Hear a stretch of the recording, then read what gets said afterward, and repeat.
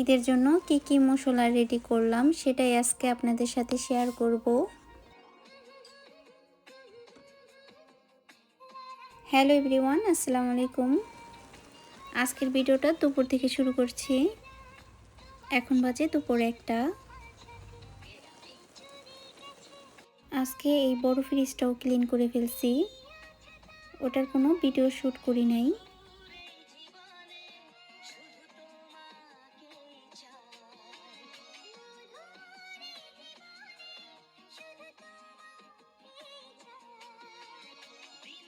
বাচ্চাদের জন্য খাবার রেডি করব। ওরা যেহেতু স্কুলে লাঞ্চ করে, বাসা আসার পর হালকা নাস্তা করলেই হয়। এই নুডলসটার সাথে একটু ডিম, স্যুপ নুডলস, এটা যারা অনেক বেশি পছন্দ করে।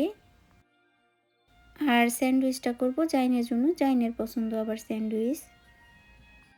চলুন কাজ করতে করতে জাপানের চালের সম্বন্ধে কিছু বলি। জাপানের চালের বিষয়টা বলতে গেলে গত বছর পোলার চালের সংকট ছিল সবার আগে। প্রাইসটা একটু বাড়ছিল, তারপর অনেক দিন সব জায়গায় পাওয়া যেত না, কোথাও কোথাও পাওয়া যেত, আবার কোথাও কোথাও পাওয়া যেত না। তারপর অনেক দিন পাওয়াই গেল না একেবারে।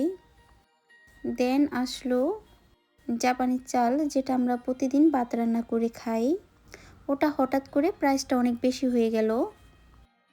আগে আমরা 10 কেজি চাল কিনেছি 3000 ইয়েন সামথিং। সেই 10 কেজি চালই বেড়ে 6000 ইয়েন হয়ে গেল হঠাৎ করে। তারপর 8000 ইয়েন সামথিং। একটা কথা আছে না, মানুষের যখন পতন আসে তখন সামান্য কারণেই আসে। যেমনটা আমাদের বাংলাদেশে হয়েছিল। জাপানের কৃষিমন্ত্রীর মজার ছলের কথাটা কাজে লেগে গেছে। তার পদত্যাগের কারণে চালের দামটা কমে আসছে। এখন কথা হয়েছে সব জায়গায় তো পাওয়া যাইতেছে না। একটা কথা, জাপান আর বাংলাদেশ কিন্তু অনেক তফাৎ। বাংলাদেশে কিন্তু হঠাৎ করে যে কোনো একটা নিয়ম বা রুল জারি করে, যেটা মানুষ সহজে নিতে পারে না বা মানতে পারে না। জাপানে কিন্তু একটু ভিন্ন। কোনো কিছুর ব্যাপারে বা কোনো জিনিসের ক্ষেত্রে নতুন নিয়ম করলে সেটার অনেক আগে থেকেই অ্যাড বা বিজ্ঞাপন দেওয়া শুরু করে, যেন মানুষ সহজে মাথায় এটা নেয় বা মানতে পারে। মনে হয় একটু সময় লাগবে মার্কেটে আসতে। কিছুদিন আগে আবার বাসমতি চালটাও পাওয়া যেত না, এখন কিন্তু পাওয়া যায়, কিন্তু এটার প্রাইস কিন্তু অনেক বেশি আগের চেয়ে। বাস্তবতে বাসমতি চালটা বাংলা দোকান থেকে তুলনামূলক কম দামে বিক্রি হয়। রাইসটা না রান্না করার পরও একটু বড় বড় হয়। যখন পোলার চালের সংকট ছিল, ওর একটা ফ্রেন্ড দেশ থেকে আমাদের জন্য 5 কেজি চাল নিয়ে আসছিল। আর আরেক জায়গা থেকেও গিফট পাইছিলাম 2 কেজি। আর এই জাপানি চালটা ওই কোথা থেকে জানি একটা পাইকারি দোকান আছে, ওখান থেকে নিয়ে আসে।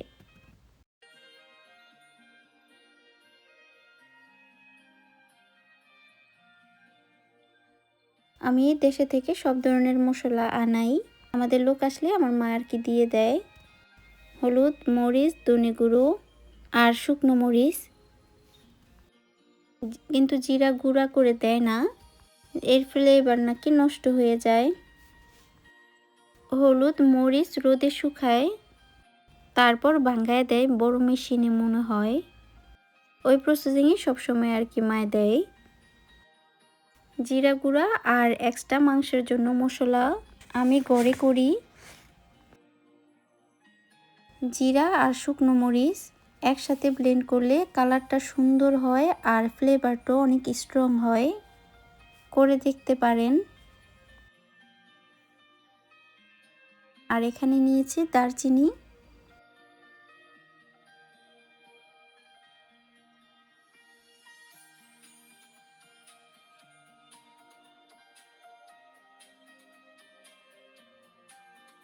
এগুলো ভালো মতো ভেজে যেন পুড়ে না যায় লক্ষ্য রাখতে হবে। ঠান্ডা হওয়ার পর ব্লেন্ড করে নিব।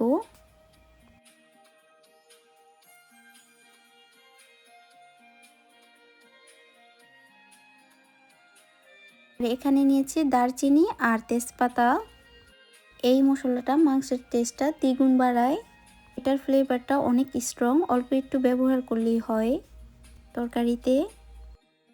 বাজারে কেনা মশলার চাইতে হাতে বানানো মশলা বেশি ভালো, খাবারের টেস্ট দ্বিগুণ আসে। কিন্তু সব কিছুর পরিমাপটা বুঝে দিতে হবে। এই গরম মশলাটাতে চাইলে মেথি ইউজ করতে পারেন, কিন্তু আমার কাছে এই গরম মশলায় মেথি ভালো লাগে না। আমি অল্প অল্প করে নিই, এতে করে পারফেক্ট হয়।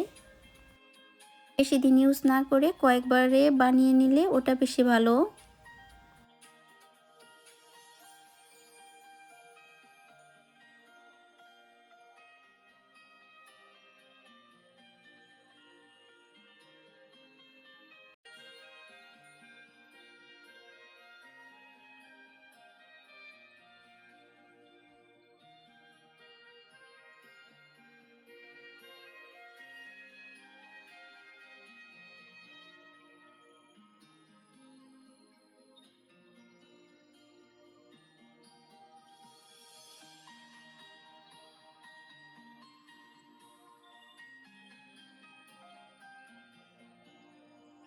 এই ছোট চালনিটা দিয়ে আমি চেলে নিব।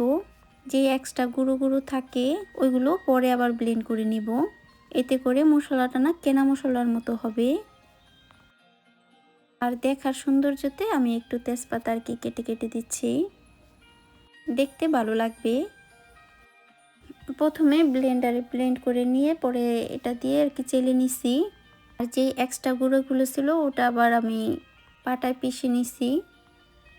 একটু কষ্ট হলো, হাতে করে নিলে বেশি ভালো। আশা করি আজকের ভিডিওটা একটু হলেও আপনাদের ইন্সপায়ার করবে। আমি যেহেতু আমার কাজগুলোই দেখাই, এক্সট্রা আর কোনো কিছু করি না। আশা করি আপনাদের অনেক ভালো লাগবে। আজকের ভিডিওটা এখানেই শেষ করতেছি। আবার কথা হবে নেক্সট ভিডিওতে। আল্লাহ হাফেজ।